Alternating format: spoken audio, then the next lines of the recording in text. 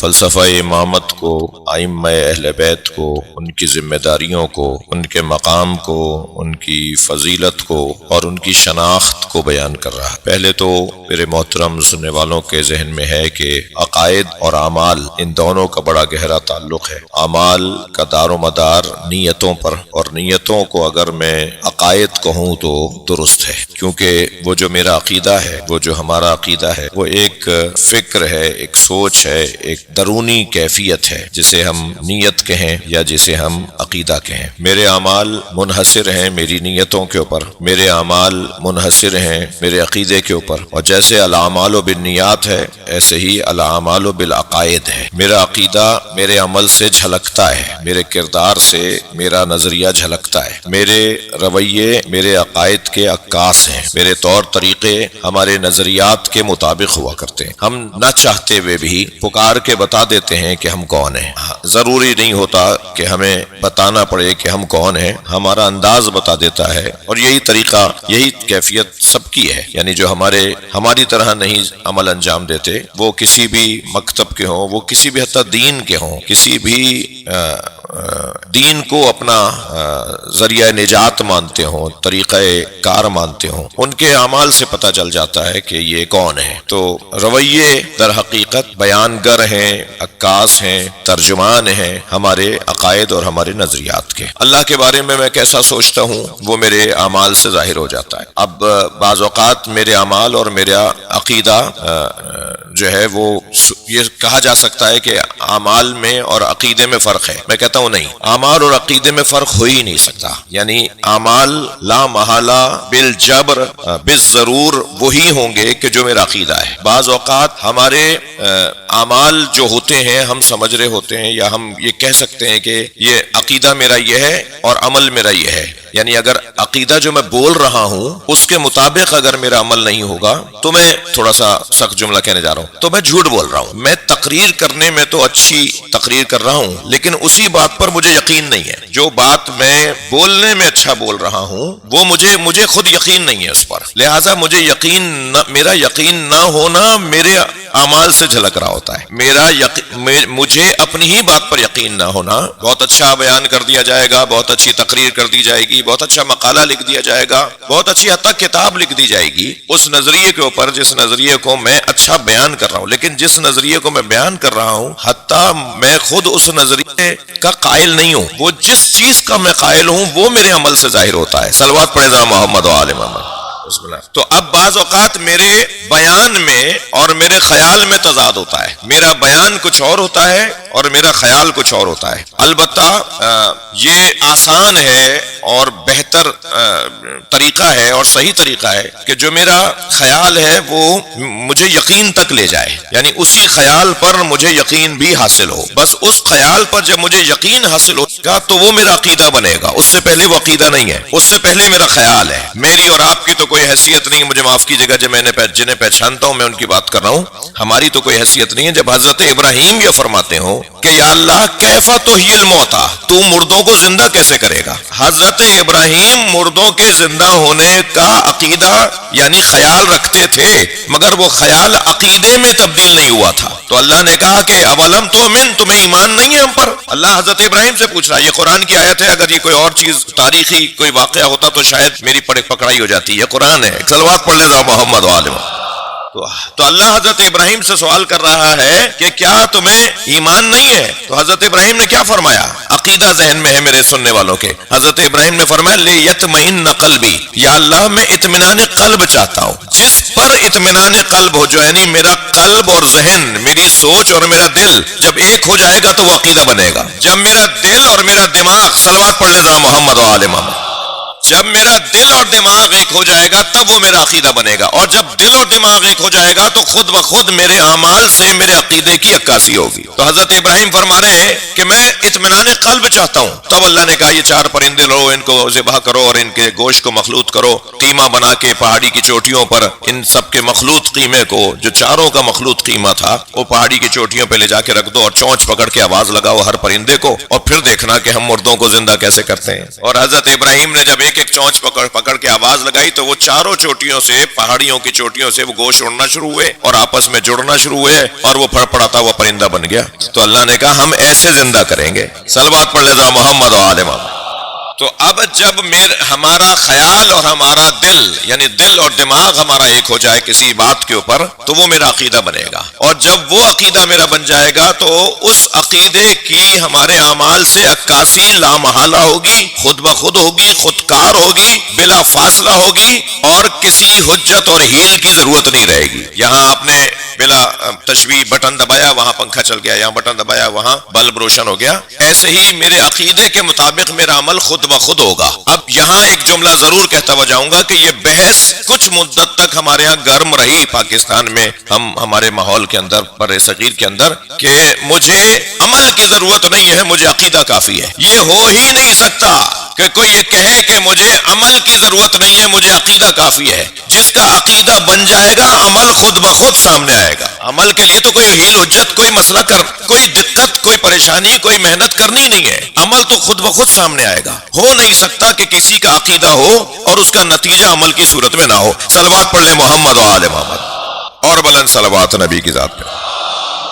میں نے جناب اقبال شاہ صاحب سے گزارش کی ہے کہ کل میں صرف 10 منٹ اور پہلے آپ کی خدمت میں ممبر پر آ جاؤں گا. آج کے حساب سے میرے محترم سننے والے کل کو مرتب نہ کریں، بلکہ کل انشاءاللہ 8:10 تک ممبر پر حاضری ہو جائے گی، تاکہ کچھ دیر آپ کی خدمت میں حاضر رہ سکوں. شاہ صاحب نے قبول فرمایا ہے اور انشاءاللہ ایسا ہی ہوگا. ایک اور صلوات نبی کی ذات. اللہم صلی علی محمد. توجہ میرے ساتھ ہے آپ حضرات کی. تو بحث اور روشن مطلب یہ ہے، بات روشن ہے اس انداز سے کہ ہمارے جو عقائد ہیں وہ ہمارے اعمال کے لیے پشت پناہ ہوتے ہیں اور اس کا سبب ہوتے ہیں، اور اعمال عکاس ہوتے ہیں اور اعمال ظاہر ہوتے ہیں ہماری سوچ کے مطابق. جو سوچ ہوگی ایسا ہی ہمارا عمل سامنے آئے گا. تو اب اصل جو کام کرنا ہے، اصل جو محنت کرنی ہے، اصل جو دقت ہے، جو مشقت ہے، وہ نظریات کو، خیالات کو، عقائد کو بنانے، یعنی ان کو سمجھنے اور ان کے اوپر غور کرنے کی محنت ہے. جتنا میرا عقیدہ روشن ہوگا اتنا ہی میرا عمل بھی خود بخود روشن ہوتا چلا جائے گا. بڑا گہرا ربط ہے عقائد کے ساتھ اعمال کا. اہل بیت عصمت و طہارت کے جتنے فضائل ہیں، جتنی بھی فضائل ہیں، اللہ نے ان سب کو اہل بیت کے اعمال کے ساتھ جوڑ دیا ہے. اہل بیت کے جتنے فضائل ہیں وہ سب اہل بیت کے اعمال کے ساتھ جڑے ہوئے ہیں. یعنی اگر ہم مولا کائنات کی، توجہ چاہوں گا، مولا کائنات کی شجاعت کے بارے میں خوش ہو کر اپنے ایمان کی بہتری کا ذریعہ اسے قرار دیتے ہیں، تو مولا کائنات کی شجاعت کے جتنے قصے ہیں وہ میدان جہاد کے ہی تو ہیں. اور میدان جہاد تو ایک عمل کو کہا جاتا ہے، اور فروعات دین میں 6 نمبر پہ جا کر جہاد کا فریضہ سامنے آتا ہے. نماز، روزہ، حج، زکوٰۃ، خمس، جہاد. 6 نمبر پہ جا کے جہاد کا تصور ہے، اور جہاد کے ساتھ مولا کی شجاعت جڑی ہوئی ہے. وہ جنگ بدر ہو، وہ جنگ احد ہو، وہ جنگ خندق ہو، وہ جنگ خیبر ہو، وہ 80 سے زیادہ سرایا اور غزوات ہوں جن میں مولا. اور اسی طرح اگر ہم مولا کی ولایت کا اعلان جب آیہ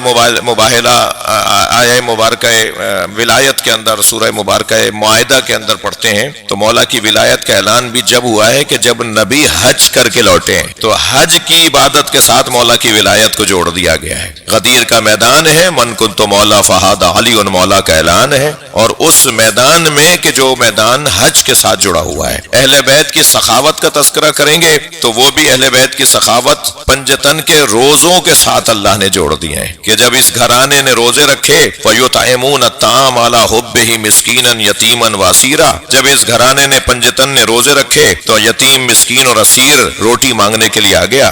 انہوں نے 5 اپنی روٹیاں دے دیں، پورا سورہ ان کی شان میں نازل ہو گیا. صلوات پڑھ لیں محمد و آل محمد پر. تو عزیزان گرامی، میرے تمہید کا یہ پہلا مرحلہ یہاں یوں مکمل ہوتا ہے کہ جو عقائد ہیں، عقیدہ ہے، وہ ہمارے اعمال کا پس منظر ہے. پس منظر عقیدہ ہے، اعمال اس کا سر منظر ہے. تو اب ہمارے عقائد میں، محترم سننے والوں سے میں توجہ چاہوں گا، ہمارے عقائد میں اصول جو عقائد ہیں، یعنی بہت سارے عقائد کا خلاصہ اگر عقائد تصور کریں گے تو وہ یہ 5 عقیدے ہیں. سب سے سے پہلا عنوان ہے توحید کا، دوسرا عنوان ہمارے ہاں عدل الہی کا، تیسرا عنوان ہمارے ہاں نبوت سرکار دو جہاں کا۔ اب نبوت سے توحید سے جڑے ہوئے بہت سارے اصول ہیں، عدل سے جڑے ہوئے بہت سارے اصول ہیں، اسی طرح نبوت سے جڑے ہوئے بہت سارے اور ہمارے مسلم نظریات ہیں۔ پھر بنے گا امامت کا نظریہ، اس سے بہت سارے اصول جڑے ہوئے ہیں۔ پھر بنے گا قیامت کا نظریہ، اس سے بہت سارے اصول جڑے ہوئے ہیں۔ یعنی اگر کچھ دیر کے لیے تصور کریں اور ہم توحید لکھ دیں تو صرف اتنا نہیں ہے عقیدہ توحید کہ میں یہ تصور کر کے بیٹھوں کہ اللہ کو ایک ماننا، اللہ کو وحدہ لا شریک ماننا، اللہ کو ایک ماننا یہ کافی نہیں ہے، بلکہ اس سے پھر وابستہ اور عقائد ہیں جو وہ بھی اصول دین میں ہی ہیں۔ مگر ان سارے اصول توحید میں جو ان سب کا سر سلسلہ بنے گا وہ عقیدہ توحید کہ اللہ کو ایک ماننا۔ اسی طرح عدل الہی کے اندر صرف اتنا نہیں ہے، جبر و اختیار کی بحث آ جائے گی، پھر اس کے اندر جو ہے وہ قضاء و قدر کی بحث آ جائے گی، وہ عدل کی بحثیں ہیں۔ عدل سے جڑی ہوئی پھر بحثیں ہیں کہ جو خود وہ بھی اصول ہیں، اور پھر ان ساری اصولی جو گفتگو ہوگی اسے اگر ہم خلاصہ کریں گے تو پھر ایک لفظ بنے گا، وہ ہے عدل۔ وہ کافی نہیں ہے کہ ہم وضع الشیء محلہ ہی، ہر شے کو اس کی اپنی جگہ پہ رکھنا، اسے عدل کہا جاتا ہے۔ تو یہ کافی نہیں ہے کہ میں صرف اتنا کہہ لوں، نہیں، اس سے جڑی ہوئی اور بہت ساری بحثیں ہیں۔ پھر بات آ جائے گی نبوت کی، صرف نبوت کہہ کے سرکار دو جہاں کی نبوت مان لینا یہ نہیں، اس سے جڑی ہوئی بہت ساری اور چیزیں ہیں۔ نبی مکرم کو ہم نبی مان رہے ہیں تو اور بھی بہت سارے نبی ہیں، نہیں، پھر خاتمیت کی بحث بھی آ جائے گی کہ نبی بھی ماننا ہے تو وہ نبی ماننا ہے جن کے بعد کوئی نبی نہیں ہے، یعنی یہ اس کے ساتھ پھر جڑی ہوئی بحثیں آ جائیں گی۔ پھر نبوت کے ساتھ جڑی ہوئی بحث آ جائے گی ان کا صاحب اعجاز ہونا، ہم نے نبی مان لیا، نبی خاتم بھی مان لیا، یہ بھی کافی نہیں ہے، یعنی اس نبی خاتم کو ہمیں نبی ماننا ہے جو صاحب اعجاز بھی ہے۔ پھر وہ جو صاحب اعجاز ہے تو وہ معجزہ کون سا ہے ان کے پاس؟ وہ جو انبیاء کرام کے پاس معجزے ہیں، کیا ہمارے نبی کے پاس بھی وہی معجزے ہیں؟ اسے تو نقن صاحب نے ایک جملے میں حسین ترین منظر پیش کیا ہے، وہ فرماتے ہیں جو سارے نبیوں کے معجزے تھے وہ ہمارے نبی کے مشغلے تھے، وہ تو نبی کے معجزے ہی نہیں تھے، جو سارے نبیوں کے معجزے تھے وہ ہمارے نبی کے مشغلے تھے۔ ہمارے نبی کے معجزے کو تو قرآن اور علی کہا جاتا ہے۔ صلوات پڑھ لیں محمد و آل محمد۔ پہاڑ کو اپنی جگہ سے ہٹا دینا، چاند کے دو ٹکڑے کر دینا، سورج کو پلٹا لینا، اپنے ہاتھوں پہ کنکریوں کو لینا اور کنکریوں کا بات کرنا، درخت کو حکم دینا اور وہ چل کے آ جائے، یہ جو سارے نبیوں کے معجزے تھے وہ ہمارے نبی کا معجزہ نہیں تھا۔ تو اب ہم جب کہیں گے سرکار کے معجزے کے بارے میں بات کریں گے تو پھر سرکار کا معجزہ کیا ہے اس کو بھی سمجھنا ہوگا، یہ بھی نبوت کی بحث کے اندر اصولی بحث ہے۔ سرکار کا معجزہ قرآن ہے۔ اب جب ہم قرآن کے بارے میں بات کریں گے تو یہ نبی کے معجزے کی بحث ہوگی جو ہمارے عقائد میں اصلی عقائد ہیں، یعنی ہم قرآن مجید کو اللہ کا کلام مانتے ہیں، آسمانی پیغام مانتے ہیں جو قلب مصطفیٰ پہ اترا ہے، اور نبی کے علاوہ اس کی تشریح کرنے والا کوئی اور نہیں۔ جسے نبی نے پڑھایا وہ بتائے گا یا نبی خود بتائیں گے؟ یہ ایک حسین بحث سامنے آئے گی نبوت کی بحث کے اندر جو اصولی بحث ہے۔ پھر جب بات آگے بڑھے گی تو امامت کی گفتگو آئے گی، اور امامت کی گفتگو میں صرف اتنا کہہ دینا کافی نہیں ہے کہ ہم امامت کا عقیدہ رکھتے ہیں کہ نبی کے بعد جو ہدایت کا تسلسل ہے، نبی کے بعد جو ہدایت کا سلسلہ ہے، اس میں پہلا عنوان مولا علی کا ہے، دوسرا عنوان امام حسن کا ہے، اور ہم ان ہستیوں کو بیان کرتے ہوئے آخری امام تک آئیں اور کہیں کہ آخری کو اللہ نے مصلحتاً غیبت میں رکھا ہوا ہے، جب امت اس قابل ہو جائے گی تو انہیں وہ ظہور کی طرف لے آئے گا اور اللہ ان کا ظہور کر دے گا، اور وہ پھر ہمارے درمیان ایسے ہوں گے جیسے اس زمانے میں ائمہ اہل بیت لوگوں کے زمانے ساتھ تھے۔ تو یہ جو بحث شروع ہوگی اس کے اندر پھر امامت کی بحث اتنا کہہ دینا بھی کافی نہیں ہوگا جتنا میں نے ابھی عرض کیا ہے، پھر اور بھی اس کے اندر بحثیں ہیں کہ امام جو ہے جسے ہم امام مان رہے ہیں، ہم کیوں اسی کو امام مان رہے ہیں، کوئی اور امام کیوں نہیں ہے؟ تو پھر شرائط امامت کی طرف ہم آئیں گے جو میرا اصلی مضمون ہے اس خمسے کے اندر۔ صلوات پڑھے ذرا محمد و آل محمد۔ پھر ہم آئیں گے کہ یہ بات کریں گے، اس پہ غور کریں گے کہ کیوں انہی کو امام اللہ نے بنایا ہے اور یہی کیوں ہمارے امام ہیں، کوئی اور ہمارا امام کیوں نہیں ہے؟ تو پھر ان کی شرائط اور ان کی صفات کے اوپر غور کیا جائے گا، اور جس میں وہ شرائط اور جس میں وہ صفات پوری اتر رہی ہوں گی وہی ہمارے امام ہوں گے، اور ہم انہی کو امام مانتے ہوں گے اور انہی کو ہمیں امام ماننا ہوگا۔ مگر بات کیونکہ میں پورے اصول دین سے متعلق کر رہا ہوں تو خلاصتاً سن لیجئے۔ پھر بحث آ جاتی ہے امامت کے بعد قیامت کی۔